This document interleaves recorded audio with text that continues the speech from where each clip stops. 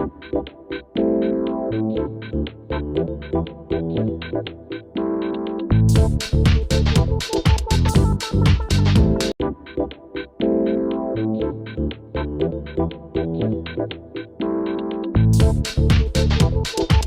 tardes a todos y bienvenidos al 11º programa de la cuarta temporada de Entrevistas con Mateo Lavara. Hoy tenemos con todos nosotros a Rafa Millán. Hola Rafa, ¿qué tal estás? Muy buenas, bienvenido, gracias. Muy bien. Bueno, pues la primera pregunta que te quiero hacer es ¿cómo es ser psicólogo y a la vez llevar un canal de YouTube? Bueno, pues para mí está bastante cercano porque una de las formas en que entiendo yo la psicología sería en la de compartirme y comunicar lo que yo de verdad soy, ¿no? Al contrario que otros psicólogos que tal vez entienden como que tiene que haber un espacio para la práctica y para la técnica psicológico separado de la vida. Yo, según voy cumpliendo años de práctica, pues cada vez más entiendo que la psicología es una forma de vida, o la terapia, ¿no? La ayuda psicológica a los demás es una forma de vida en que yo mismo entero me pongo en juego. Así que comunicar lo que soy en el canal de YouTube y hacer a la vez la terapia, para mí encaja muy bien, casa muy bien. Y la gente que piensa cuando tú hablas de la psicología en tu canal, ¿piensan que haces un buen trabajo o piensan que dices, bueno, puedo mejorar o esto lo tiene que contar en privado? Bueno, no hablo, lo que intento siempre, bueno, respeto siempre es no hablar de nada de lo que yo sé que a cualquier persona le pueda resultar molesto. De hecho, cuando cuento casos, que es pocas veces, siempre es con el permiso de la persona y cambiándolo todo para que no haya ningún problema, ¿no? La privacidad para mí es esencial. Yo aquí digo a veces que soy como un cura, ¿no? Todo lo que las personas me cuentan en terapia tienen que tener la total seguridad de que se va a quedar ahí, ¿no? De que es un espacio de privacidad y de intimidad total. ¿Y cómo fueron tus inicios como youtuber? ¿Cómo los recuerdas? Bueno, pues yo estoy en mis inicios como youtuber, así que no tengo mucho que recordar, porque mi canal es un canal pequeñito, entonces, y muy de nicho, yo creo, porque tratamos psicología y espiritualidad, ¿no? Mi mujer más Mardía Herrero, el ámbito de la espiritualidad y yo tal vez más el de la psicología. Y entonces es algo que hacemos sobre todo porque nos gusta y nos divierte y porque cada vez más nos va abriendo una puerta en la que podemos conocer a todo el mundo que nos interesa. Así que toda la gente interesante o mucha de la gente que a nosotros nos ha interesado en España de este ámbito muy concreto y muy de nicho de psicología y espiritualidad, pues hemos podido tener acceso directo a ellos. Y también aprendemos un montón, porque cada vez que traemos a alguien invitado, pues intentamos leer su obra. Casi todo el mundo que viene ha publicado algunos libros, entonces intentamos estar al día y es como un curso acelerado. Yo creo que llevamos como 4 o 5 años y he aprendido más en este tiempo como youtuber que todo lo que he aprendido en la carrera, yo creo. ¿Y para ser psicólogo tienes que hacer una carrera o cómo va todo eso? Para empezar a ser psicólogo profesional. Bueno, si quieres tener el título, claro que tienes que hacer una carrera, ¿no? Hay que hacer la carrera de psicología y hoy en día, si quieres tratar a gente en terapia, en consulta, lo que se llama psicología clínica o psicología sanitaria, tienes que hacer además un máster o una oposición, ¿no? Que se llama el PIR, psicólogo interno residente, equivalente al MIR de los médicos. Yo, por suerte, cuando acabé la carrera, como fue ya hace muchos años, no tuve que hacer nada de esto y pude entrar directamente en la terapia. Pero hay mucha gente que hace terapia sin necesidad de hacer la carrera, mientras no se llamen a sí mismos psicólogos, cualquiera puede hacer terapia, ¿no? Cualquiera puede abrir una consulta hoy en día, incluso yo que sé, un tarotista o alguien que lea las manos puede abrir una consulta como tarotista y legalmente es posible. La única diferencia es que yo, como soy profesional sanitario, no cobro el IVA, pero en lo demás todo funciona de una manera parecida. Y yo soy de los que piensan, mi opinión es un poco aquí políticamente incorrecta, que si alguien de verdad puede ayudar a los demás, aunque fuera no esté dentro del marco de la psicología sanitaria o de la psicología clínica y hace un buen trabajo de fondo, con sinceridad, autenticidad, profundidad y con formación, pues ¿por qué no? Cualquier ser humano es capaz de ayudar a otro. ¿Y cómo es la psicología que impartes tú? Porque dices que hay que tener una carrera, hay que tener todo para tener un ambiente, un sitio para poder hacer psicología. ¿Cómo es la tuya? ¿Cómo lo haces tú? Y aquí hay una anécdota un poco graciosa, ¿no? El ambiente donde hacer la psicología, porque tienes que dar de alta un espacio como una consulta, como un local sanitario, ¿no? Y esto se hace en el Ministerio de Sanidad, ¿no? Entonces yo recuerdo cuando yo estaba haciéndolo con mi propia consulta privada y estaba allí y entonces me dijeron, bueno, ¿y cuál es el material sanitario que declara usted? ¿No? Yo me quedaba un poco flipado con esta pregunta. El material sanitario, pero si yo no tengo ningún material, yo lo que hago es me siento con la otra persona y nos ponemos a hablar. Y ahí intento ayudarle, pues yo qué sé, qué material utilizo yo, mi propia personalidad o la palabra o la comunicación o algo así. Y la chica estaba un poco nerviosa y me decía, hombre, no, pero ¿qué tienes en la sala? 2 sillas y una mesa. Digo, sí, 2 sillas y una mesa. Pues eso, venga, 2 sillas y una mesa. Y ese es mi material sanitario, que es un material sanitario un poco mágico, porque si lo saco a la habitación de al lado ya no es sanitario, ¿no? Entonces esto a mí me parece como un poco cómico, ¿no? Entonces, bueno, la terapia que yo hago yo lo que intento es integrar diferentes escuelas y diferentes miradas, ¿no? Como yo también soy filósofo, hice un máster en filosofía y es lo que más me ha interesado siempre, el estudio de la filosofía, pues yo creo que tengo, al menos estoy en el intento, iba a decir que tengo la capacidad, pero me he echado para atrás, estoy en el intento de integrar diferentes miradas y diferentes escuelas de psicología para ayudar de la manera como más amplia y general que yo sea posible, adaptándome a cada caso y a cada persona que venga. Porque normalmente la psicología funciona por escuelas, ¿no? Uno puede ser cognitivo-conductual, que es la que se aprende en la carrera, o psicoanalista, o gestalt, o humanista, existencial, transpersonal. Hay una enorme variedad de escuelas, algunas más serias, otras menos, y yo lo que quiero hacer es mirar al ser humano en toda su complejidad, en todos sus niveles y dimensiones, de tal forma que cada una de esas miradas de escuelas aporte algo al conjunto y entonces intentar hacer la terapia desde ahí.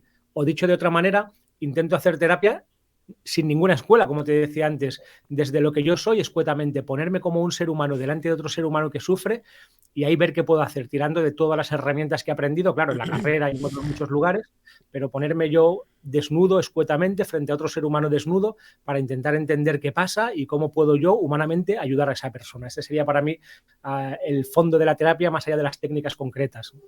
¿Y alguna vez tú has tenido algún paciente o alguna persona que no hayas podido ayudar? O sea, que lo hayas intentado y que no hayas conseguido ayudarle del todo. Claro, por supuesto. Y eso es una, de hecho, son los que más se recuerdan. Hay como un sesgo cognitivo por el cual los fracasos, aunque no son fracasos personales, ¿no? Pero el fracaso, por llamarlo así, tendemos a recordarlo más porque son como gestalt que se quedan abiertas o como situaciones o asuntos pendientes que no acaban nunca de completarse. Y entonces yo recuerdo, pues sí, varios casos, ¿no? Que yo o no pude hacer nada, incluso yo creo que ha habido varias veces que me he equivocado, que no he acertado, sobre todo al principio, porque ahora soy mucho más cuidadoso, ¿no? Sobre todo al principio ha habido casos en que, sí, sinceramente, yo creo que me he equivocado y que no he sabido tratar a la persona como hubiera sido y entonces se han ido. Han dejado la terapia o han dejado de venir. Yo lo que sí creo, tal vez haya una persona, claro, yo llevo casi 20 años viendo gente casi a diario, ¿no? Ya ha pasado mucha gente por mi consulta y no creo recordar más de un caso ahora mismo que me venga a la memoria en que yo creo que lo hice mal en el sentido de que la persona salió peor de lo que entró. Pero bueno, esto tampoco se puede decir porque tal vez esta persona necesitaba vivir lo que vivió conmigo, hacer un proceso de autoindagación fuerte que en este caso no fue bien. Yo ahora solamente recuerdo un caso, pero aún lo recuerdo y lo recuerdo con dolor. ¿Y cómo te sentiste en ese caso? ¿Te sentiste un fracasado? ¿Te sentiste de que lo hiciste mal? Claro, claro, porque era una, en esta situación en concreta, pues era una chica que, digamos, había tenido brotes psicóticos, ¿no? Había tenido como algo lo que podríamos llamar, sí, eso, pequeños momentos, ¿no? En que tenía, digamos, delirios y alucinaciones muy concretas. Y entonces a mí me parecía que ella estaba preparada para que esto es muy difícil en caso de los psicóticos, hay que tener un cuidado muy extremo, ¿no? Pero a mí me parecía que ella sí que estaba preparada para entrar a fondo, a entender qué era lo que le estaba pasando y lo que pasó es que se brotó otra vez, ¿no? Y claro, no fui solo yo tampoco, ¿no? Porque yo la veía una vez cada 15 días o cada semana, entonces uno tampoco tiene tanto poder como para brotar a una persona, pero a lo mejor ahí no lo hice bien y tenía que haber actuado como se suele hacer con los psicóticos, intentando ponerle los pies en la tierra en vez de atreverme a entrar como en el núcleo del problema. Pero que yo sepa, de yo que sé, cientos y cientos de casos, ha sido el único que yo recuerdo, ¿no? Que fue muy al principio. Hombre, solo podías haber llevado, haberle mandado a una clínica de psicóticos o cosas así, para que así te dicen, vete a esta clínica, métete aquí, para que te haga alguna cosa, para que mejores y para que así todo vaya mejor. Porque si Sí, no, sí. si no, Sí, como sí, no, claro, claro, con psicóticos o esquizofrénicos o con gente, digamos, ya con diagnósticos muy graves, pues normalmente hay que complementarlo, no en el 100% de los casos, porque cada caso es único, pero vamos, digamos, prácticamente siempre hay que complementarlo con un psiquiatra y medicación psiquiátrica, claro. ¿Y aún has tenido alguno que haya, por ejemplo, robado o algo y se haya arrepentido y quiere ir al psicólogo para que no le pase nada? Sí, hombre, claro, claro. He tenido casos de gente que ha hecho cosas en ocasiones terribles y que en diferentes etapas de su vida y que luego se han dado cuenta, ¿no? Todo santo tiene un pasado y todo criminal tiene un futuro, ¿no? Entonces alguien ha podido tener una etapa adolescente o la primera juventud que ha hecho cualquier tipo de cosa y que luego ya se da cuenta, se arrepiente y quiere cambiar, claro. Claro, pero si la persona que ha hecho ha matado a otra persona.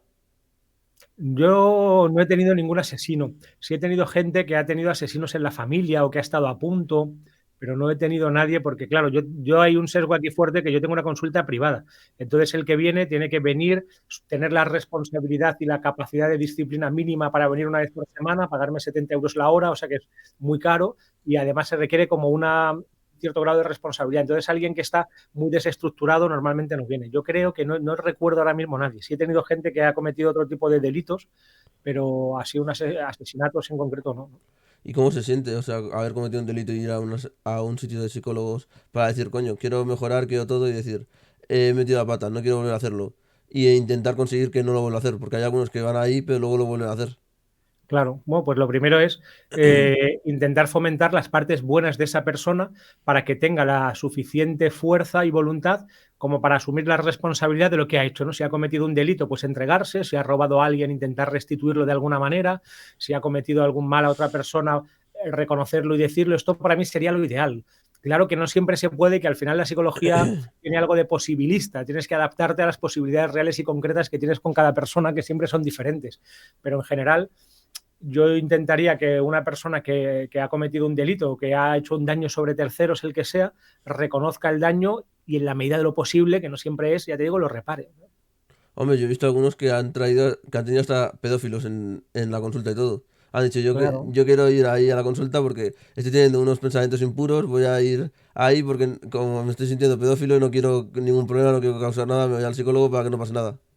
Claro, pero eso es fantástico, porque una cosa es el pensamiento y otra es el acto, ¿no? No se delinque de pensamiento, ¿no? Si yo pienso en que quiero matar a alguien pero no lo mato, no estoy cometiendo en principio ningún delito, ¿no? Gracias a Dios por ahora nadie tiene jurisdicción en nuestro pensamiento y de hecho eso es justo lo que habría que hacer. Si una persona está empezando a tener pensamientos normalmente intrusivos que le desagradan, que le están animando a hacer algo que podría ser delictivo, por ejemplo, pues un pedófilo o un pederasta es un ejemplo buenísimo, pues lo que tiene que hacer es para precisamente no hacer nada, entender de dónde vienen esos pensamientos, cómo gestionarlos y cómo solucionarlos, ir a un psicólogo de cabeza, claro. Sería lo mejor que puede hacer para no hacer nada. Mira que te dicen aquí, ¿piensa que existen los sueños premonitorios? Sí. Yo creo que la parte más profunda de nuestra vida inconsciente está conectada directamente con la realidad y creo que la realidad es algo que va más allá del juego consciente espacio-tiempo en el que estamos metidos. Y esto yo es que lo he visto en terapia y lo he podido palpar. Para mí es algo empírico. Existen, y es algo relativamente habitual, ¿no? No es tan extraño como parece. Tenemos como un acceso directo a todo aquello que nos está afectando, como la red de relaciones que nos están afectando, no solamente en el presente, sino en el pasado, esto es obvio, y también lo que está ya germinalmente, incoadamente en el futuro. Lo único, el problema con los sueños premonitorios, al menos en mi caso, es que normalmente solo se analizan o solo se entienden a posteriori, porque yo puedo soñar que voy a tener un accidente y no lo tengo, entonces no lo considero un sueño premonitorio, pero puedo soñar que voy a tener un accidente y lo tengo. Y entonces ya a posteriori, aquí siempre hay un poco de trampa, ¿no? Pues me parece que es un sueño premonitorio. Pero yo he visto casos, yo he visto como tantos casos, me interesa mucho el ámbito de los sueños, que sí, pues expliquémoslo como queramos, ¿no? Por física relativista cuántica o como nos dé la gana, pero de alguna manera la psique tiene acceso a procesos que están ya germinalmente afectándonos, que están ya como empezados y que todavía no se sabe cómo van a acabar, pero nuestro sistema psicológico se da cuenta. Por ejemplo, con las parejas, sueños premonitorios muy típicos es empezar con una pareja y tener un sueño que de alguna manera ya te dice si esa relación va a ir bien, va a ir mal o por dónde va a ir, o si alguien nos está traicionando o está, yo que sé, haciéndonos algún tipo de jugarreta a nuestras espaldas. Es relativamente habitual tener un sueño que de alguna manera nos advierte sobre eso, como si nuestra vida inconsciente se diera cuenta o captara mucho más nivel de realidad que nuestra vida consciente, que es como una burbujita pequeña. ¿Y por qué crees que puede haber gente que sea sonámbula por la noche y todo eso? ¿Eso pasa porque no duerme bien o por qué puede pasar eso? Bueno, yo ahí creo que es un problema más bien neurológico, aunque todo está relacionado en lo humano, ¿no? Lo biológico, lo psicológico, lo emocional, hasta lo espiritual. Pero yo ahí creo que son más bien problemáticas neurológicas o, bueno, otras formas de ser neurológicas no muy normalmente no hay ningún problema, porque cuando, de hecho, las áreas cerebrales motoras, ¿no? Que tienen que ver con el movimiento, normalmente están activadas mientras tenemos un sueño, ¿no? Si yo sueño que muevo la mano, las partes de mi cerebro motoras relacionadas con el movimiento de la mano están activadas, pero a la vez hay otras áreas que están inhibiendo, que están inhibiendo, digamos, el movimiento corporal, el movimiento muscular. Y entonces, aunque yo tengo la sensación de mover la mano, no la muevo en realidad, ¿no? Pues hay veces que este mecanismo no funciona bien y entonces la persona se levanta realmente, se puede dialogar o se puede hablar y a todos nos pasa de vez en cuando, ¿no? Todo el mundo en alguna ocasión habla en sueños o se puede puede levantar dormido y no pasa nada, ¿no? Son situaciones o experiencias normales. Sí, pero hay a veces que es sonámbulo, haces alguna tontería y no te das ni cuenta. Y luego te dicen, oye, has hecho esto por la noche y tú no te acuerdas. Sí, sí, claro, claro que puede pasar. De hecho, hacemos tonterías todo el rato, ¿no? Así que bueno, dormidos también, sí. Si hasta he visto a gente que está durmiendo y se pone a hablar sola por la noche mientras que está durmiendo con los ojos cerrados y con todo. Sí, sí, yo hasta tengo conversaciones con uno de mis hijos que nos tumbamos todos a ver la tele un ratito antes de dormir, debajo de la mantita en el sofá, ¿no? Y hay uno de ellos que en ocasiones se pone a hablar por la noche y yo le sigo la conversación y él está dormido y conversa conmigo dormido, ¿no? Con una conversación absurda y a veces muy graciosa, ¿no? Sí, sí. Mira que te dicen aquí, ¿cómo se deben interpretar los sueños? Bueno, para mí los sueños son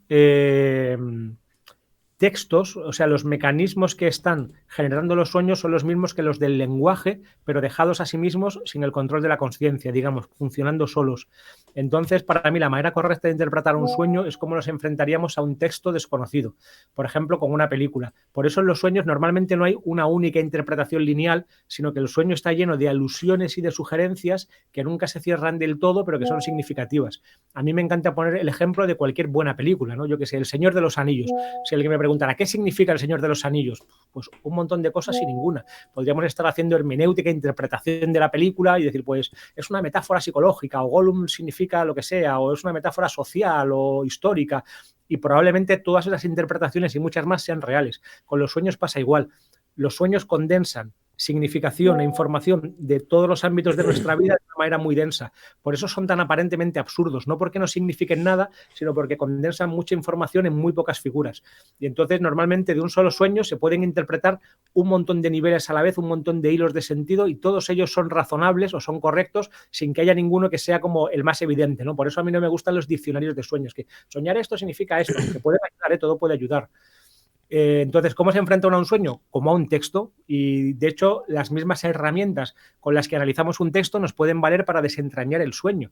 Lo primero, los temas, ¿no? Cuando yo me enfrento a un texto, digo, ¿qué temas está tratando este texto? Pues lo mismo, ¿qué temas hay en el sueño? Hay una guerra, hay una persecución, hay un tema sexual o hay un tema de la relación con alguien. Y esto solamente suele ser significativo, ¿no? Si un soñante o un paciente me sueña habitualmente que está en guerra, ¿no? Yo le puedo preguntar, ¿por qué sueñas con la guerra? ¿Qué es para ti la guerra? ¿Estás en una guerra interior? ¿Estás en guerra con algo o con alguien? Y a veces simplemente ahí el sueño se aclara.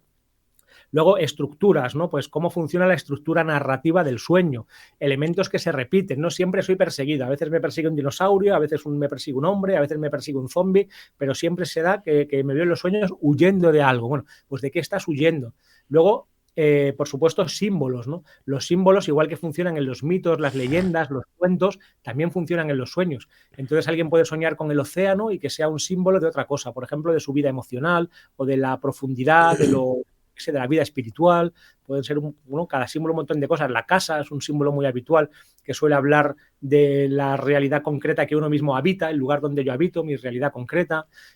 Asociaciones, siguiente paso, podría ser así como temas, estructuras, símbolos, asociaciones del soñante. Yo le pregunto ante diferentes elementos del sueño, ¿y qué asocias con esto? ¿Qué asocias de una manera inconsciente, sin pensar demasiado? Pues me sale una amiga del colegio que a mí me gustaba. ¿Y qué asocias? Pues asocio mi frustración con las chicas. Vale, pues ya sabemos que el sueño puede estar hablando de eso. Y luego lo que yo llamo el análisis jeroglífico, que sería intentar pasar el sueño a las palabras más sencillas y directas posibles. Y en ocasiones ahí también se revelan contenidos. Y normalmente haciendo todo esto varias veces, vamos como escarbando en el sueño y encontrando significados nuevos.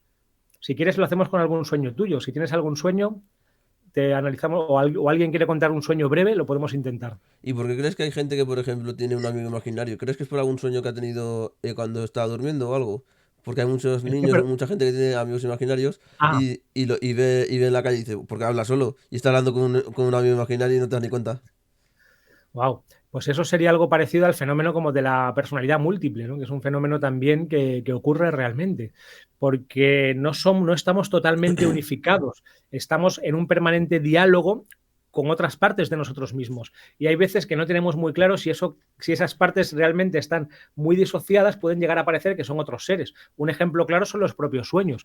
Yo en los sueños estoy hablando, digamos, hasta cierto punto conmigo mismo, pero me aparecen como si fueran otras figuras, ¿no? Y entonces puedo estar incluso peleándome con alguien en el sueño que soy yo mismo, ¿no? Pues hay personas están como, o yo puedo tener varias voces dentro de mí, ¿no? Yo qué sé, pues yo me puedo poner a dieta y me pone delante de alguien un donut de chocolate y tengo una voz que me dice una parte de mí, venga, cómetelo, no pasa nada, y otro que me dice, no, que estoy a dieta, y tengo como si fueran dos personajes dentro de mí. Pues hay quien está tan, digamos, disociado normalmente por traumas o dolores de infancia muy fuertes, ¿no? Hay como toda una parte de mi personalidad que no soy capaz de asumir como propia y me parece que es externa.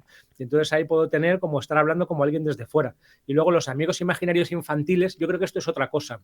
Yo creo que es normal, que es bastante habitual e incluso sano para un niño tener hasta cierta edad amigos imaginarios o juguetes con los que está dialogando de una manera un poco animista, como en las culturas antiguas, ¿no? Que todo tenía como un alma o un ánima propia, ¿no? Pues yo puedo tener un muñeco y es como que el niño le da como un alma, ¿no? Como si el muñeco tuviera un ser o una personalidad propia y dialoga con él.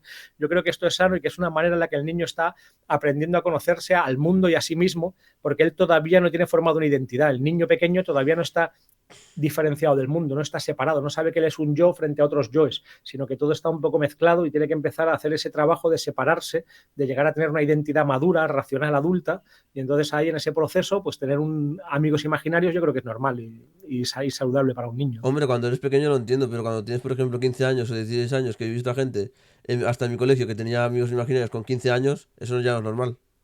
Sí, pues ya a partir, sí, yo ya, si alguien tuviera un niño imaginario, un amigo imaginario, cada caso es único, ¿eh? Yo no quiero generalizar nunca ni patologizar nada, pero yo ahí ya me preocuparía, ¿no? Y intentaría examinar a ver qué le está pasando a esta persona. Normalmente debe haber una herida emocional, seguramente muy antigua, de primera infancia, que está tapando en su propia imaginación a través de esta situación del amigo imaginario, ¿no? Yo imagino que eso es lo más habitual cuando alguien ya adolescente sigue teniendo un amigo imaginario. Mira aquí te están contando un sueño para que lo hables. He soñado A con ver. ir en un ascensor, sube a lo más alto y después baja rápido, que podría ser este sueño. Ese es muy típico, ¿no? Sueños con ascensores. Entonces, claro, sin conocer a la persona no puedo decir mucho, pero ahí ya hay un símbolo en el que él siente que está como eh, yendo en un lugar que no controla del todo, como es un ascensor, a lo mejor un poco claustrofóbico, y en el cual puede estar subiendo y bajando sin necesidad de salir, ¿no? Yo le preguntaría a esta persona si hay algún ámbito en su vida o en su personalidad en que él siente que ocurre eso metafóricamente. Hay sueños que son como metáforas existenciales. Si eso fuera una metáfora de cualquier ámbito de su existencia, en lo laboral, en lo emocional, en lo sentimental o en su propia vida, en su propia personalidad de alguna manera, ¿qué significa eso para él? Subir y bajar de nivel todo el tiempo, ¿no? Pueden ser un montón de cosas. ¿Y por qué crees que en la vida nosotros pensamos? ¿Por qué crees que pensamos y tenemos ideas y cosas de esas? Wow, qué pregunta. No sabría responderte, es nuestra naturaleza. El ser humano, al contrario que otros vivientes, está siempre, ¿no? Está siempre en diálogo consigo mismo, pensando y teniendo ideas, ¿no? Sí, pero hay a veces que dices, ¿cómo? Para poder hacer esto tienes que pensar. Y dices, ¿cómo sale lo de pensar? ¿Cómo sale todo eso? ¿Qué es pensar para ti? ¿Cómo definirías pensar? O sea, para mí, por ejemplo, es dar una idea a algo que quieres hacer en el momento. Sí, Eso es lo que creo que yo es lo de pensar. sí, sí, es que parece una pregunta un poco cómica, ¿no? Sería como eh, es la forma natural del ser humano, ¿no? Somos seres, como ahora está de moda decir, o bueno, últimamente en los últimos siglos, racionales, ¿no? El Homo sapiens, ¿no? Estamos pensando, eso es lo que nos diferencia en parte, entre otras cosas, del resto de vivientes, ¿no? La gran mayoría de los animales no tienen un mundo psíquico, en el mismo sentido que lo humano, al menos. Y, No tienen un mundo mental, con lenguaje, con el que se estén separando del mundo, ¿no? Sino que viven directamente en la realidad tal cual. Yo con el lenguaje puedo separarme del mundo y, por ejemplo, hacer proyectos o pensar en lo que no está presente. Decir, pues yo qué sé, ¿qué pasaría si hiciera tal cosa? Algo que no existe ni está presente y yo me lo puedo plantear y hacer ahí todo tipo de lucubraciones porque soy irracional, ¿no? Un animal no es así. ¿Y por qué crees que los animales no piensan y nosotros sí? Bueno, yo creo que eso es una cualidad básica del humano, ¿no? Que es la cualidad básica que nos diferencia. Así es como funcionan las cosas. Hay niveles, pues si quieres una explicación un poco filosófica, podríamos decir que hay como niveles, ¿no? Entonces, está el mundo de la materia, que ni piensa ni siente, está el mundo vegetal, que tiene como un primer principio perceptivo, luego estaría el mundo animal, que piensa, o sea, que siente a un cierto nivel, y ya el mundo humano, que piensa y siente, ¿no? Pues se van incorporando niveles según se va dando la evolución, cada vez todo va siendo más complejo. ¿Y entonces por qué la gente que está en coma o está en estado vegetal no está pensando y nada?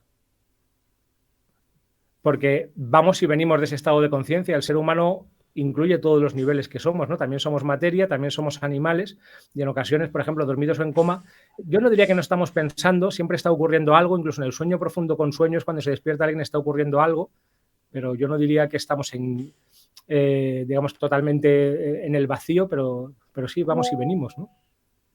Mira que te dicen aquí, ¿cómo ha sido lo que más te ha costado conseguir en tu vida? lo que más me ha costado conseguir en mi vida.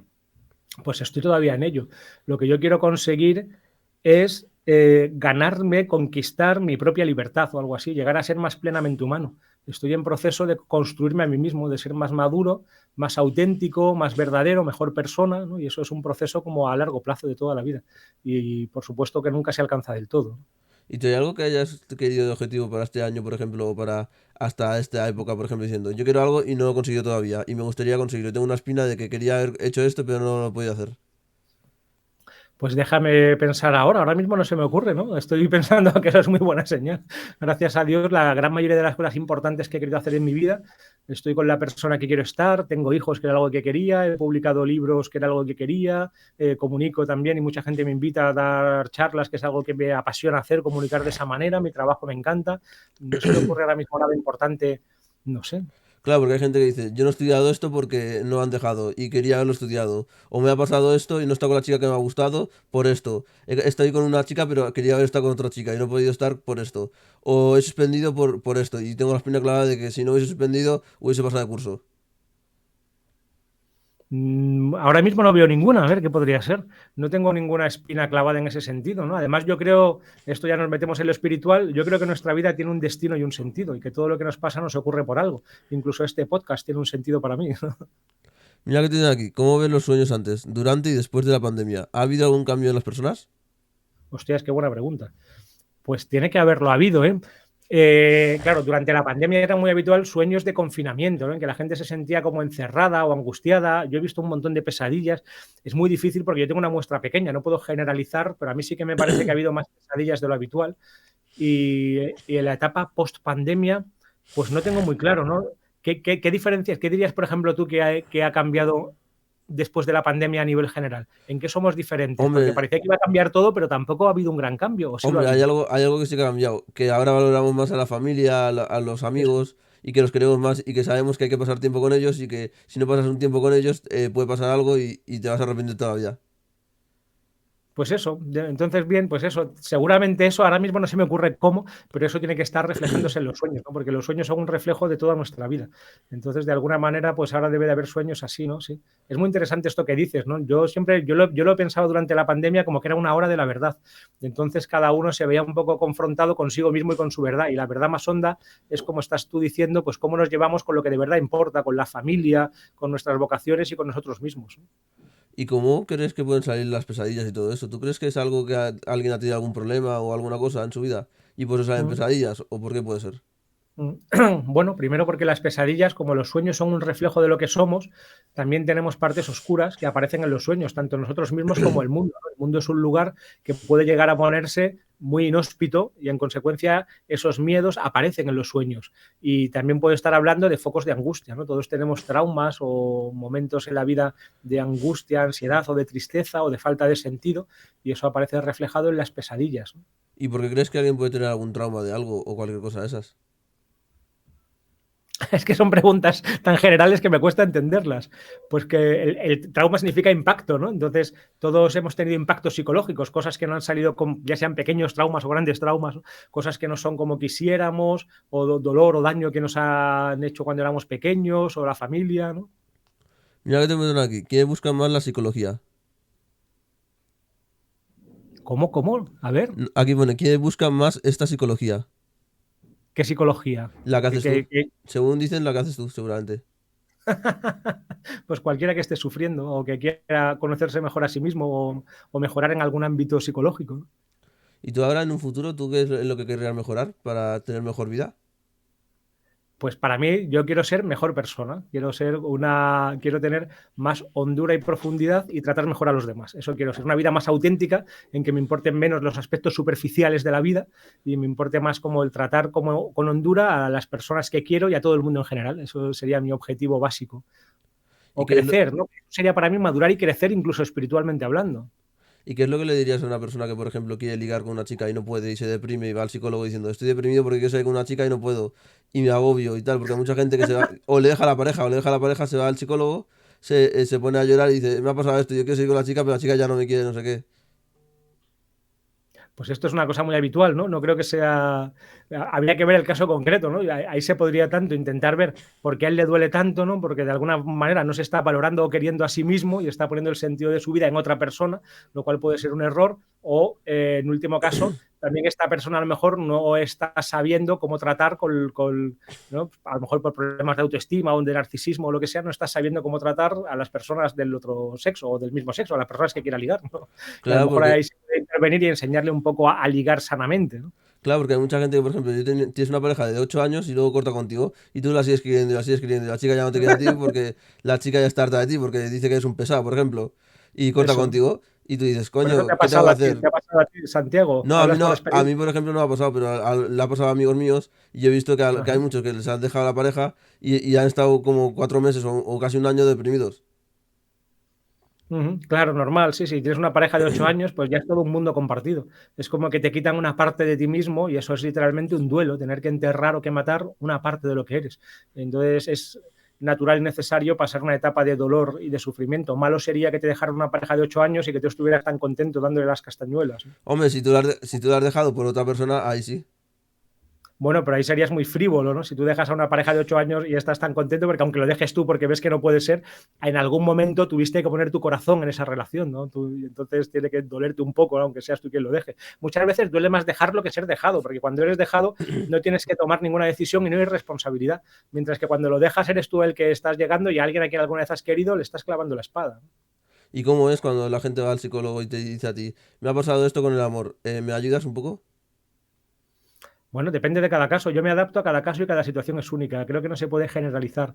Entonces intentaría ver por qué le pasa en concreto a esta persona y cómo solucionarlo. ¿Y a ti cómo te ha pasado? Cuéntanos un caso de esos que te haya pasado a ti, en la psicología o en tu sala o donde has estado tú.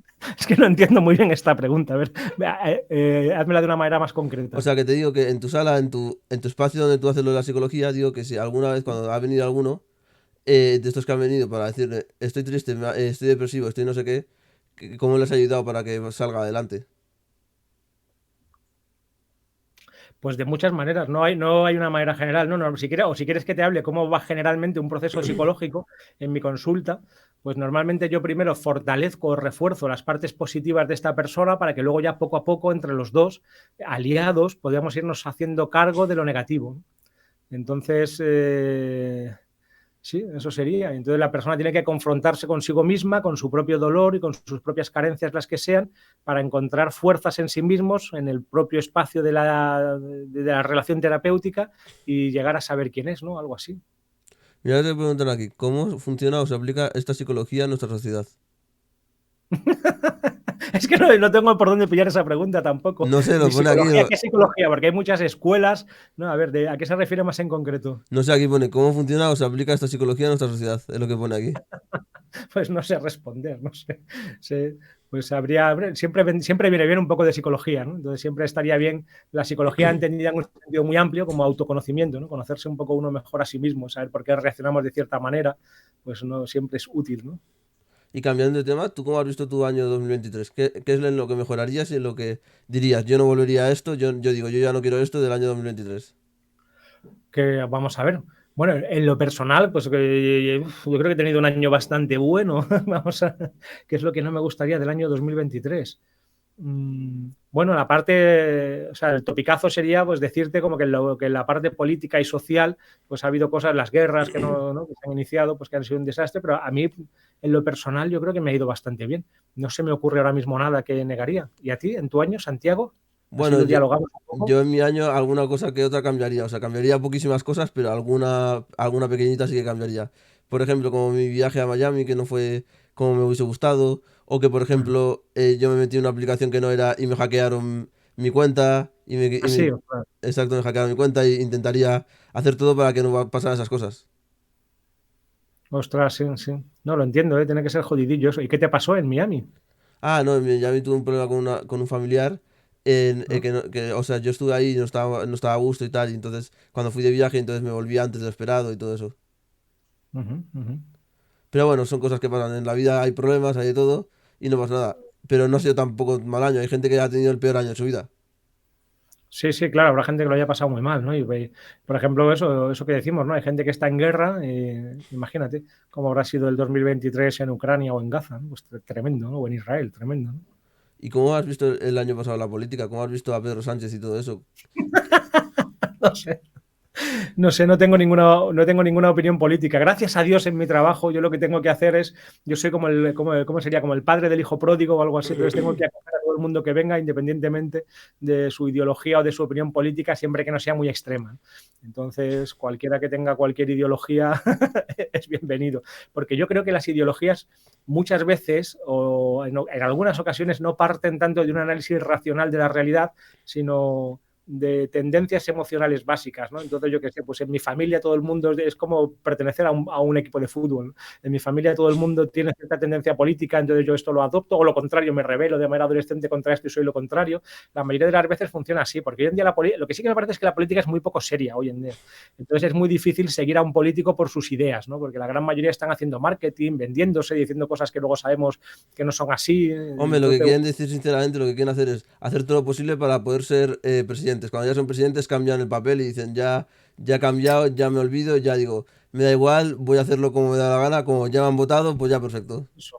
Sí, así es como funciona la política, más o menos, básicamente, porque no están psicoanalizados, ¿no? Entonces, yo creo que debe de haber políticos bien intencionados, o quiero creer que no todos son psicópatas y narcisistas, pero una vez que llegan al poder, a no ser que tú te conozcas mucho a ti mismo psicológicamente, es muy difícil que no te dejes llevar pues, por esas ansias de poder o por imponer tu criterio sobre los otros y entonces empieces a aprovechar las situaciones que se te ofrecen para ir ganando más poder, mantenerte en el poder o para empezar a corromperte o robar o lo que sea. Hay que estar hecho a prueba de bombas, ¿no? La gran mayoría de la gente cuando llega al poder se corrompe, ¿no? Entonces, ahí tal vez un trabajo psicológico con los políticos sería interesante, ¿no? Debería ser como obligatorio que los políticos fueran a una buena terapia. ¿Y tú crees que es lo que dicen de que Pedro Sánchez puede ser el nuevo Nicolás Maduro? No tengo ni idea. Porque mucha gente dice que al estar él como presidente dice que va a haber comunismo, que va a haber todo mal, que el país se va a ir a peor, que si estuviera el PP sería todo mejor, según mucha gente, pues han hecho hasta huelgas y todo eso. Sí, bueno, la mitad del país piensa una cosa y la otra mitad piensa la contraria, ¿no? Y en medio yo creo que debemos, que está como una enorme minoría que les gustaría que más bien hubiera un entendimiento entre los políticos, ¿no? Yo tengo esta tendencia a tender puentes y entonces a mí lo que me gustaría es que todos los políticos con una representación importante se sentaran a hablar. Yo lo que haría sería meterles a todos en una habitación con poca comida y poca agua y ya no pueden salir de ahí hasta que se entiendan. Este sería lo que yo haría. Y entonces busquen como una manera de conducir el país que sea bueno para la mayoría y no solamente para un partido o para un grupo político. Esta sería mi solución. Claro, porque hay algunos que dicen, vale, yo tengo estas ideas, pero son buenas para algunos, pero para otros les afecta y dicen, mierda, estas son las peores. Luego estás en el otro ámbito y dices, coño, estoy en la izquierda y es lo mismo. O sea, afecta a unos por lo bien y a otros por lo mal, cuando tiene que afectar a todos por lo bien. O sea, tiene que haber un partido en el que por los buenos y los malos les afecta igual. Sí. Sí, claro, que el partido tenga, yo a esto lo llamo la dialéctica del todo y de la parte, que es un tema filosófico que tampoco sé si quieres entrar. Entonces, lo importante es ponerme yo de parte de la totalidad y no de mi parte o de mi partido, ¿no? Para mí, estar siempre de parte de la parte sería como el origen de todos los males en todos los ámbitos y ponerse al servicio de la totalidad, en este caso en lo político, pues al servicio del país en su conjunto, pues sería la forma de hacerlo. Pero esto es muy difícil porque yo creo que muchos de los grandes políticos pensarán que están sirviendo a la totalidad cuando solo están sirviendo a su parte o a su partido. Entonces, por eso creo que sería bueno que dialogaran más entre ellos, ¿no? Hoy en día que estamos muy polarizados, ¿no? Muy yéndonos al extremo o muy de derechas o muy de izquierda, yo creo que esto en general sería bueno. Poner a los políticos a dialogar en la misma sala. Y si puede ser que no puedan escapar hasta que se entiendan, ¿no? Esto sería lo que yo haría. Hombre, pero si están ahí encerrados, ¿tú qué les dirías? Por ejemplo, si les dejan a ellos y estás tú, por ejemplo, ahí intentándoles ayudar para que se entienda y para que pase todo, ¿tú qué les dirías a ellos? Yo haría un análisis de sus propias biografías para que entendieran cómo, estoy seguro de que es así, en gran medida, su ideología viene derivada de su propia biografía, de las carencias o de las problemáticas que han tenido en la infancia. Claro, pero normalmente cuando hay alguno que dice, yo soy de extrema derecha, yo soy de tal, ¿por qué, por ejemplo, un político dice, yo soy de extrema derecha y yo hago estas ideas? Y no es, por ejemplo, de derechas o es de izquierdas, ¿cómo puede pasar eso? Pues como te decía antes, porque cada uno funciona desde sus pulsiones emocionales, ¿no? ¿Y por qué crees que son las pulsiones emocionales? ¿Por algún problema que han tenido o cualquier cosa? Puede ser, sí, por cómo se ha dado la configuración concreta de su biografía, ¿no? Y tú, por ejemplo, ¿tú qué le dirías, por ejemplo, a Abascal, que dice que los inmigrantes son una mierda, que se tienen que ir de España, que los trans no Dice deberían eso de existir Abascal. y todo eso? No sé, hombre, no creo que le guste mucho la inmigración a Abascal, pero tampoco creo que diga que son una mierda, ¿no? Habría que ver qué es lo que Hombre, dice. dicen que los inmigrantes no deberían de estar en España, solo los que tienen papeles, los que no tienen papeles que se vayan fuera de España. Ujú. Sí, sí, esa es una posición, la posición política como de derecha o de extrema derecha, como le llaman, ¿no? Sí, sí. Y también dice que los trans no deberían de existir, que son enfermos. ¿Y qué piensas tú, Santiago? Yo los trans, que son personas normales, que deberían estar aquí, son como tú y yo, Pues, son unas personas que tienen que claro, hacer su vida, que sí, que han tenido algún problema cuando eran pequeños, pues han hecho eso, pero da igual. Son personas, si tienen que ir a un psicólogo, que vayan, si tienen que ir a un sitio, que vayan, pero que no se metan con ellos, porque son personas. claro, no, claro, así es, así es. No creo, hombre, esto está en los derechos humanos, ¿no? La orientación sexual, o sea, no se puede como tratar de una manera diferencial a nadie por su ideología, su creencia, su religión o su orientación sexual, ¿no? Claro, porque hay muchos Es lo básico de derechos humanos, ¿no? hay muchos que son gordos, ya se meten con ellos.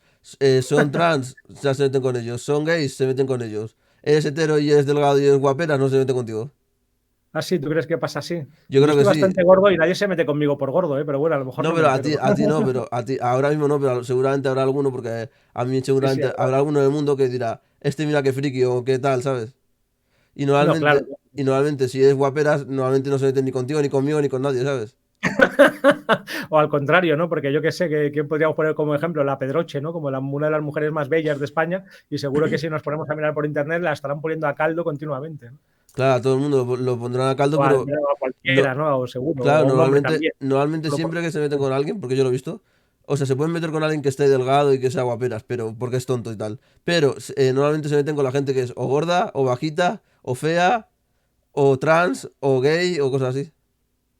Bueno, yo creo que ahí lo que hacen es buscar donde más pueda doler, ¿no? De una manera como espontánea, sin hacer una gran reflexión, pues van a donde más pueda doler, ¿no? Entonces a uno le pueden llamar gordo o lo que sea, ¿no? Lo que aparentemente más pueda fastidiar. ¿Y cómo ha sido cuando tú has tenido alguna consulta de alguna persona que quería ser trans o quería ser gay, o que es gay y tal y no sabe cómo decirlo y tiene miedo a que haya algún problema y tal?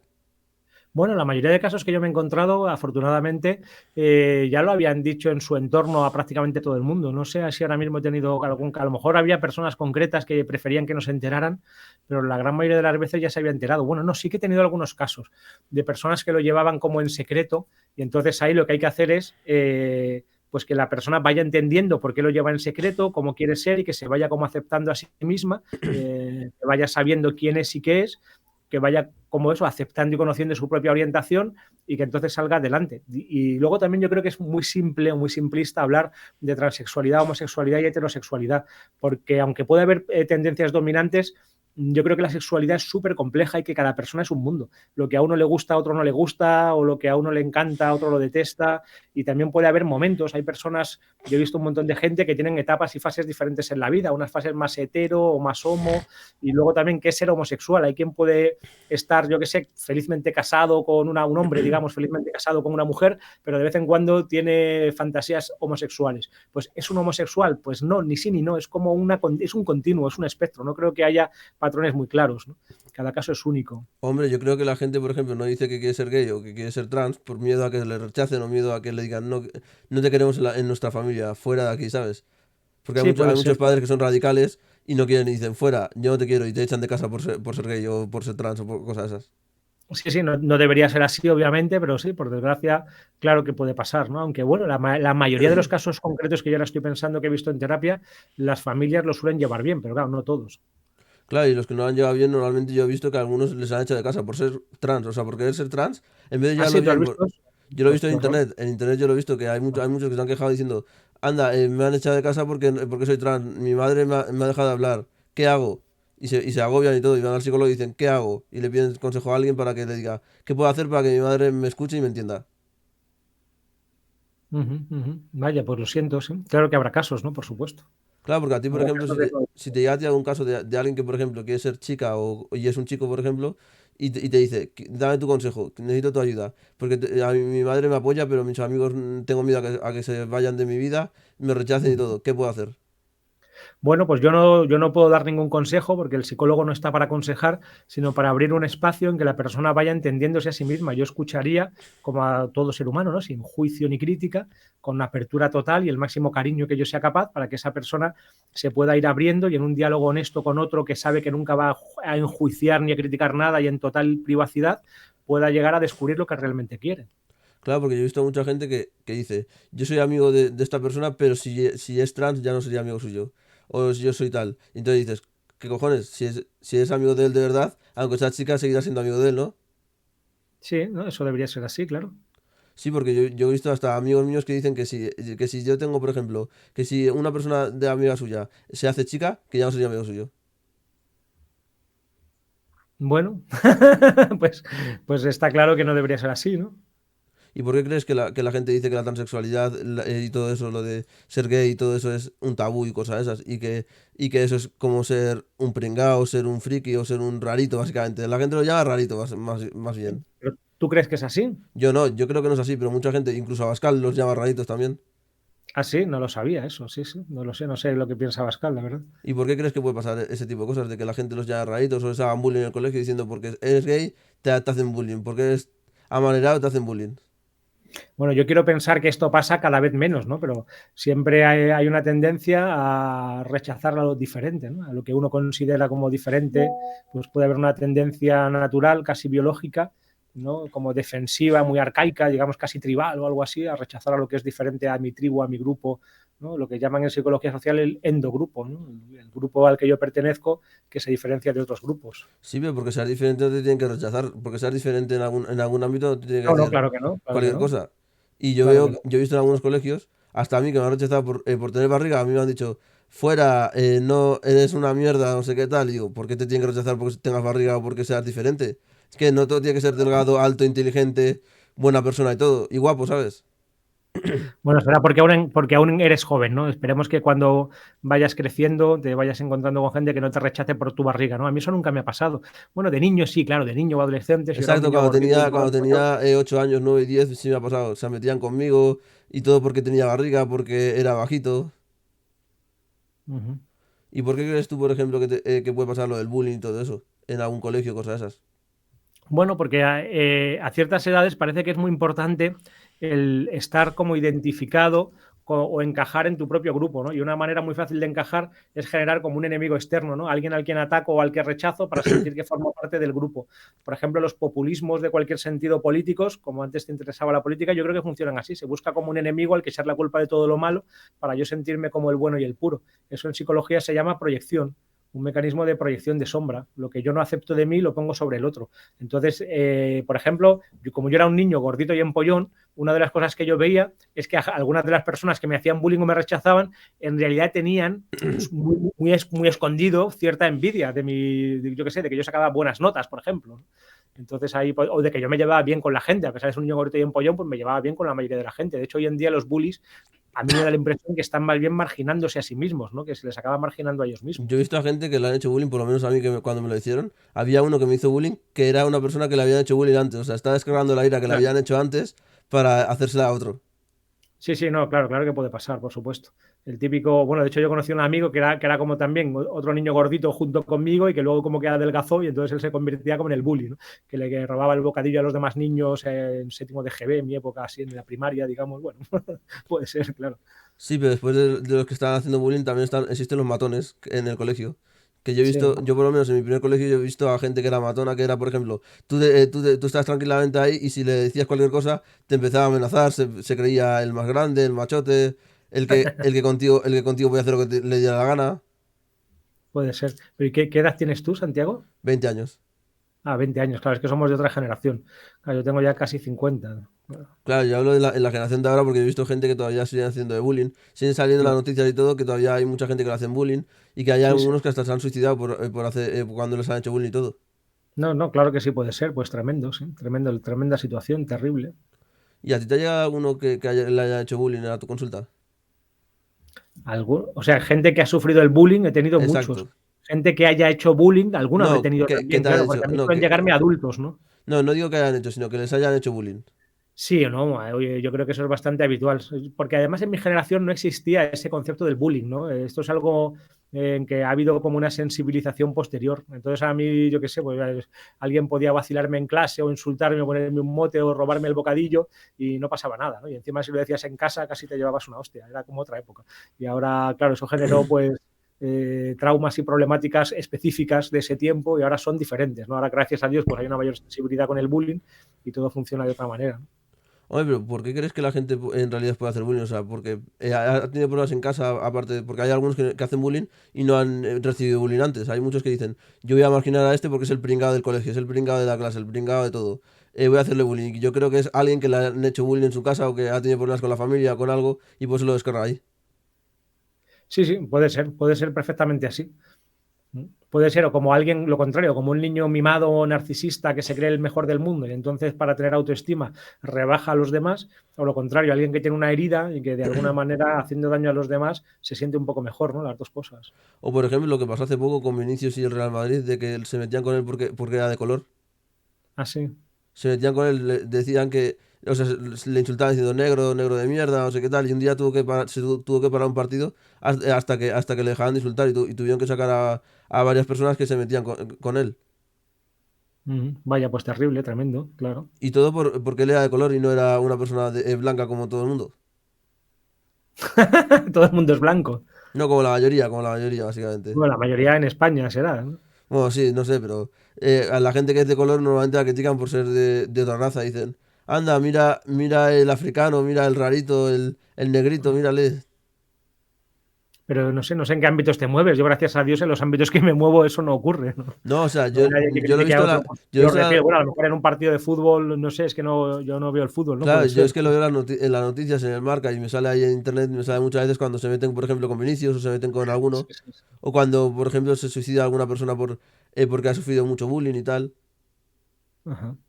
Yo, por ejemplo, también he visto, yo qué sé, en mi colegio, cuando estaba en mi primer colegio, había una chica que nos contaron que ella sufría mucho bullying y llegó a tercero de la ESO, está hasta las narices, se fue hasta arriba del todo del colegio y desde, como era un colegio un poco grande, creo que eran de 3 pisos o por ahí, se tiró y Joder, se suicidó. pues vaya, lo siento, que Se tremendo, suicidó, ¿no? pero en el año creo que fue 2000 o 2002, no sé, porque decía que Ujú, estaba hasta las narices de que todo el mundo se metía con ella y no la dejaban ni en paz. ujú. Y luego ha habido otro, que yo lo he visto en Instagram, esto es en Instagram, de que hay una chica que se cambió de colegio, se hizo trans, se cambió de colegio porque le hacían bullying y se fueron a su nuevo colegio a pegarla y a insultarla también. Jolín, pues vaya casos terribles, ¿no? Y Sí. todo No, por, todo y ocurre, todo por claro. ser trans, y todo por haberse hecho trans. Vaya, pues tremendo, ¿no? Claro, porque tú te cambias de colegio, normalmente cuando tú te cambias de colegio es para que no haya ningún problema ni haya nada, ¿no? Y que vengan los de tu antiguo colegio a tu nuevo colegio a insultarte y a pegarte, eso es una cosa diciendo, what the fuck, ¿sabes? Pues eso, what the fuck. ¿Sí? Porque tú, por ejemplo, tú qué harías si una persona, por ejemplo, dice, coño, me están pegando muchísimo, me quiero suicidar. ¿Qué le dirías tú a esa persona para que no se suicide ni le pase nada de ese tipo de cosas? Pues sí, como te decía, pues intentaría primero comprender qué le está pasando y en un caso así muy extremo, muy grave, pues darle como todo el apoyo y el cariño posible y reforzar sus partes buenas, que seguro que las tiene. Seguro que hay aspectos positivos en su vida por los que también quiere seguir viviendo, ¿no? Claro, porque hay gente que dice, yo me voy a como la Verónica porque que se suicidó porque se metían con ella por Instagram. Y digo, yo estoy hasta Así las es. narices de la vida, estoy hasta las narices de todo, yo me voy a suicidar. Pero hay que conseguir a esa persona que se va a suicidar, hacer todo lo posible para que vea la vida como una cosa normal y que no se suicide y que no diga hasta aquí la vida, ¿sabes? Ujú, ujú. Porque si no está todo mal, porque tú dices, ¿qué pasa? ¿Por qué cojones he llegado a este punto? Algo estaré haciendo mal. Tengo que cambiar esto para que la gente no se meta conmigo. Si te tienes que ir del país, pues vete del país. Vete a un país donde no se metan contigo. Pero intenta estar bien, intenta estar feliz. Porque si estás mal, tu vida va a ser una mierda, no vas a poder hacer nada. Sí, sí, sí, claro. Bueno, conocí a un chico que estuvo al borde del suicidio y que una de las cosas que se lo impidió es que era muy friki del manga de One Piece y quería acabar de leérselo, ¿no? Y entonces decía, bueno, no me voy a suicidar hasta que no acabe One Piece. Bueno, pues cualquier hilo del que podamos tirar para que la persona siga viva, aunque sea ese, pues bienvenido, ¿no? ¿Y cómo lo hizo? ¿Sigue todavía vivo esa persona o qué fue lo que le Sí, pasó sí, sigue después? vivo felizmente. Esto le pasó hace años, ¿no? Fue alguien a quien estuvo a punto de suicidarse en su adolescencia, ¿no? ¿Y qué consejos le dieron para que, o qué le pasó para que no se suicidara nunca y no le pasara nada? No, esto, es lo que cuenta, que por una situación vital que no viene al caso, pues estuvo muy deprimido y estuvo a punto de quitarse la vida. Y entonces, bueno, fue un proceso mucho más complejo, ¿no? De hecho, es una persona espiritual, ¿no? Que dice que tuvo una experiencia casi mística. Pero una de las cosas que le llevó a seguir viviendo era que dije, bueno, no voy a quitarme la vida, al menos hasta que me acabe el cómic de One Piece, ¿no? Que es enorme, el manga, ¿no? Y entonces, bueno, gracias a Dios siguió vivo. ¿Y para ti qué es la depresión? Pues hay muchas teorías muy diferentes y pueden ser muchas cosas distintas. No creo que haya una respuesta única. Puede haber un problema biológico, entonces es una enfermedad cerebral, pero puede ser también algo emocional, afectivo, familiar, social o hasta espiritual. La falta de sentido en la vida también nos deprime. ¿Y por qué crees que alguien puede estar deprimido? Porque ha tenido, por ejemplo, yo que sé, algún problema con algún familiar, o por ejemplo, ha repetido curso y está ya deprimido, o le ha dejado a la novia y ya está deprimido, o yo que sé, o tenía unos amigos y de hace 50 años y han dejado de hablarse con ellos y dice, coño, estoy deprimido. Bueno, cualquier motivo de esos y muchos más. Normalmente más que una causa única, suelen ser como una suma de muchas situaciones concretas y casi siempre hunde sus raíces en la infancia o en la primera infancia. Suele haber como carencias emocionales concretas, ¿no? Sí, Y luego pero normalmente, por ejemplo, cuando la gente está depresiva, ¿por qué tiene que ser por la infancia? Sí, hay mucha gente que ha tenido una buena infancia y está depresivo porque sí, dice, sí, no coño, tiene por qué, no, cada caso es único, no hay que generalizar. Suele ser así, suele haber como heridas, traumas de infancia que luego se manifiestan otra vez en la vida adulta, pero no tiene por qué ser un dolor o un problema o una angustia vital suficientemente fuerte o un duelo. Una persona que ha tenido una buena infancia pues puede llegar a generar una depresión o cualquier otra patología, ¿no? Claro. ¿y cómo han sido los casos que te han llegado a ti de depresiones y cosas de esas? ¿Podrías contarnos Bueno, alguna pues anécdota de cosas de esas? muy diversos porque la depresión es el síntoma superficial y la causa concreta por la que cada uno está deprimido, como te decía antes, puede ser muy diferente, ¿no? Puede que hoy en día la causa o el yo qué sé qué decir, el patrón más habitual son personas que no encuentran el sentido de sus vidas, que sienten que están viviendo sin más, que tienen que levantarse a la mañana, ir a un trabajo que no les gusta una y otra vez o estar metido en una serie de dinámicas y rutinas vitales y sienten que eso es para nada. Y eso es tremendamente desolador, claro, y así van perdiendo como las ganas de vivir, ¿no? Esto hoy en día es un patrón muy habitual. Hombre, pero para estar en un trabajo que no te gusta tienes que haberlo buscado, porque antes de encontrar un trabajo tienes que buscarlo de alguna plataforma a algún lado. Y si has buscado un trabajo que no te gusta nada, pero nada, pues dices, eres tonto, por lo menos aunque sea, aunque no te guste, por lo Bueno, menos sea algo interesante, por lo menos, porque dices, bueno, a mí no me gusta ser mozo de almacén, pero bueno, es algo interesante y por lo menos es ameno, sí. puedo por lo menos hacer las cosas, divertirme un poco, aunque no me guste y me gustaría hacer otra cosa, pero bueno, por lo menos la paso bien, ¿sabes? Bueno, la gente va cambiando, ¿no? A veces era un trabajo que te gustaba en principio y te dejó de gustar y de repente te ves con una hipoteca y 4 hijos y ya no lo puedes dejar. Necesitas seguir manteniéndolo, por ejemplo, ¿no? Pero solo es un ejemplo del trabajo. Son gente que llevan una vida que no le encuentran un sentido profundo y viven como sin más, viven como porque sí, que hoy en día yo creo que es bastante habitual, porque muy poca gente es capaz de darle un sentido profundo a su vida, ¿no? Claro, pero hay mucha gente que a lo mejor le gusta el trabajo y gana 1.100 euros. Otra gente que no le gusta el trabajo y dice, anda, no me gusta el trabajo, pero si dejo este trabajo no voy a poder vivir como yo quiero porque estoy ganando 5.000 euros y no puedo vivir Sí. como yo quiero. Yo quiero seguir viviendo con 5.000 euros, pero para eso tengo que estar en este trabajo que es una mierda y que me están tratando mal y que me está haciendo que me aburra en mi vida. Sí, eso podría ser una situación que generara depresión, ansiedad o cualquier patología o cualquier problema, como mínimo que te dificultará dormir por las noches. Alguien que esté en esa situación seguramente tenga pesadillas, ¿no? Claro, porque tú has tenido suerte que a lo mejor tu trabajo te ha gustado y todo te gusta, pero si te toca a ti Sí. algo que no te gusta, por ejemplo, yo que sé, te toca trabajar de mozo de almacén y no te gusta ser mozo de almacén porque no encuentras otro Ujú. trabajo y dices, vaya puta mierda de trabajo. Me tengo que levantar todas las mañanas para ir a un sitio que no me gusta. Claro, hay gente que es así, que lo pasa así, sí.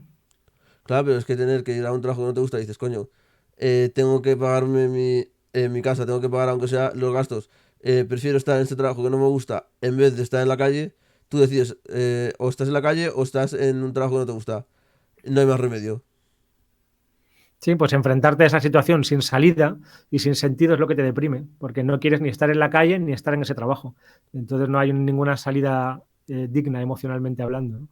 ¿Y cómo puede hacer una persona para conseguir, por ejemplo, el trabajo de sus sueños? Porque muchas veces dicen, estudiate la carrera, estudiate tal, pero cuando terminas la carrera y terminas todo, hay mucha gente que tarda 20 años o 30 en encontrar trabajo de lo que ha estudiado, ¿sabes? Sí, sí, claro, puede ser. Pues es muy complejo, ¿no? Habría que ver por qué yo deseo un trabajo y qué pasos tengo que dar en concreto para esto, ¿no? Por Pero es que ejemplo, estamos en tratando tu ámbito, tantos temas y tantas cosas que estoy como un poco perdido, ¿no? No por sé ejemplo, si... en tu ámbito, por ejemplo. en tu ámbito ahora mismo, que tú quieres ser psicólogo, pero no encuentras ningún sitio o o no encuentras Ujú. ninguna sala o no encuentras nada y dices, ¿qué hago para ser psicólogo? Los únicos trabajos que encuentro son de dependiente de supermercado, de la Ujú. obra o de mozo de almacén y cosas esas. Y digo, pero yo he estudiado una carrera, he estudiado tal, porque no estoy trabajando de esto y estoy trabajando en trabajos convencionales. Bueno, a mí no me importaría mucho trabajar a lo mejor, como dices, de mozo de almacén o de ciertos trabajos. En la obra, pobre obra, ¿no? Si tuviera yo que ir a la obra, esto lo veo más complicado, ¿no? Se acabaría cayendo la casa, pero en otros trabajos, yo he tenido también algunos otros trabajos y he estado cómodo en ellos, ¿no? Yo antes de ser psicólogo, pues he tenido algunos otros trabajos y me he buscado la manera de que me sean interesantes, ¿no? No creo que la cosa sea tan terrible como, por lo menos por ahora en España. A lo mejor más adelante es diferente, en la que sea como o estar en un trabajo que no soportas o quedarte totalmente en la calle, ¿no? Siempre debe de haber un poco de margen de maniobra y si no te deprimes, claro. Hombre, ¿tú crees que la gente que está trabajando en la obra, tú crees que le gusta mucho trabajar en ese tipo de trabajos? Me imagino que habrá algunos a los que les gusten y otros a los que no tanto, ¿no? Sobre todo las condiciones laborales que tienen, ¿no? Trabajar en la obra puede ser bonito si tuvieras unas condiciones laborales dignas, ¿no? Ya, pero la mayoría de gente que trabaja en la obra son inmigrantes, son gente que tiene mucha fuerza, porque por ejemplo, gente como tú o como yo no podría hacerlo porque no tenemos casi fuerza y nos costaría mucho, pero otras personas que tienen muchísima fuerza y son altos, son fuertotes, lo hacen, pero normalmente son gente que no tiene papeles, que no tiene nada, porque dicen Claro, no, no que son debería ser así, trabajos... ¿no?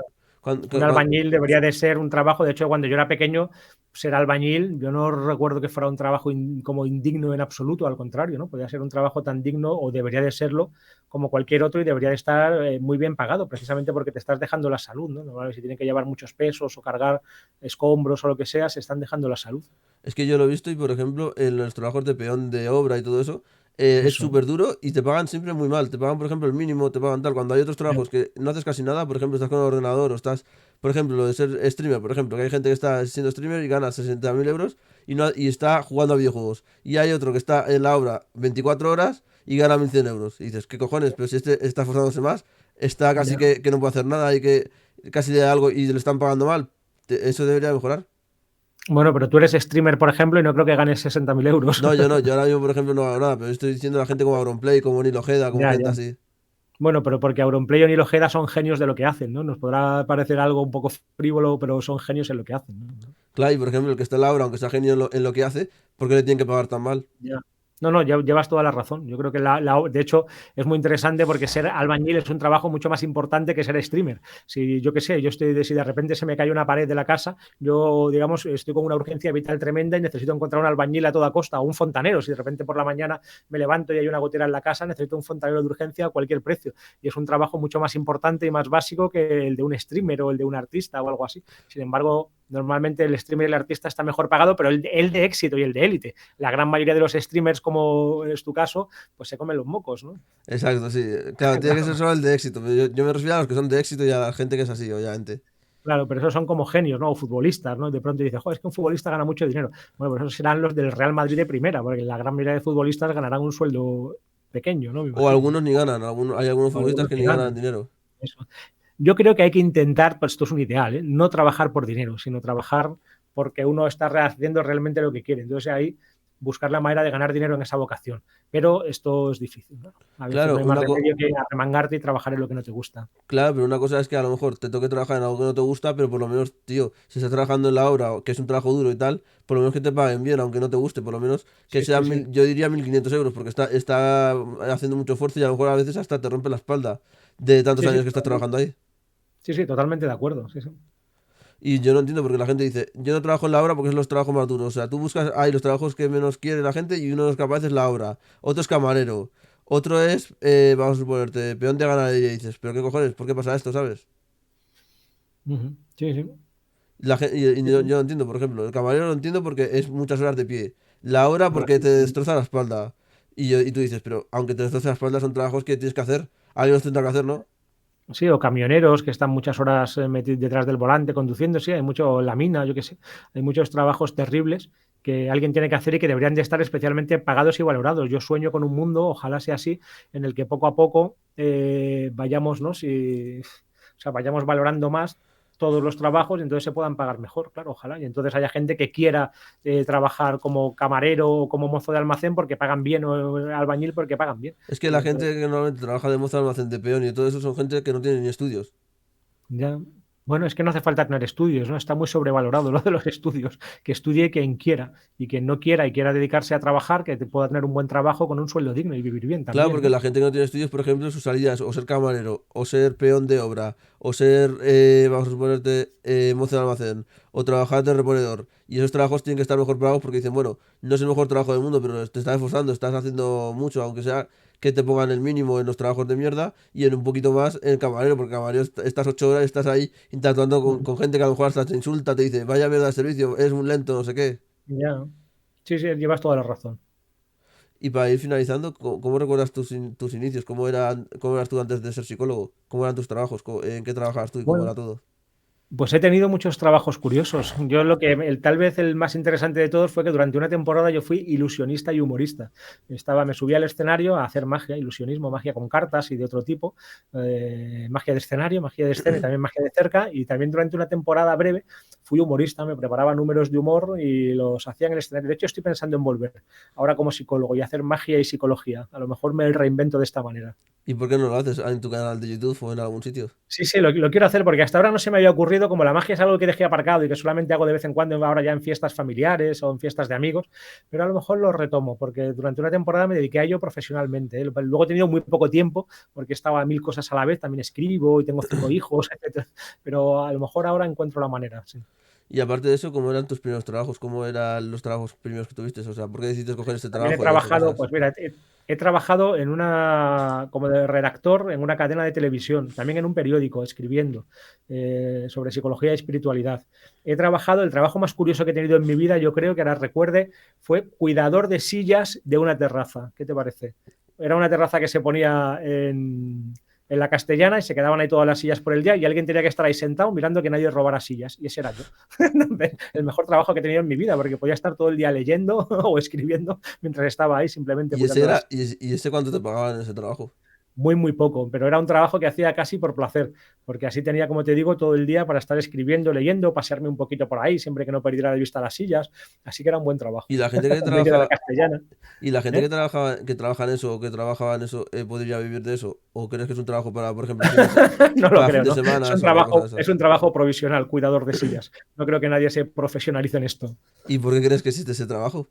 Si es un trabajo en el que solo tienes que cuidar que no te roben nada. ¿Cuándo se lo podía Porque hacer? alguien lo tiene que hacer y alguien estaba dispuesto a hacerlo, en este caso yo. De hecho, es un trabajo, no lo haría gratis, pero por poco dinero lo hago, ¿eh? Yo creo que incluso hoy en día lo haría por poco dinero, siempre que me dejen tener el ordenador y unos libros y pueda estar leyendo y O sea, por escribiendo. 100 euros, por Y a lo ejemplo. que yo hago en mi jornada habitual, leer y escribir, solo que encima me pagan, aunque sea poco, ¿no? O sea, por ejemplo, por 100 euros lo harías, ¿no? Yo creo que sí. Porque es que esos trabajos, por ejemplo, es que hay trabajos súper raros. O sea, trabajos que, como ese, por ejemplo, que son trabajos que la gente diría, yo no trabajaría en esto porque es un trabajo muy raro, ¿sabes? Ajá. Y Sí, sí. aparte de ese, ¿has tenido algún otro trabajo así convencional, algún raro o algún trabajo que digas, anda, yo volvería a este trabajo o yo no volvería a ese trabajo porque digo, yo ya esta etapa la he dejado? Algún otro trabajo. Bueno, también he ido siempre un poco por cuenta propia, ¿no? O sea, una cosa que me da cuenta enseguida es que si podía evitar tener jefe, mejor. Entonces, más bien todos los trabajos que he tenido han sido como autónomo y por cuenta propia en la medida que he podido.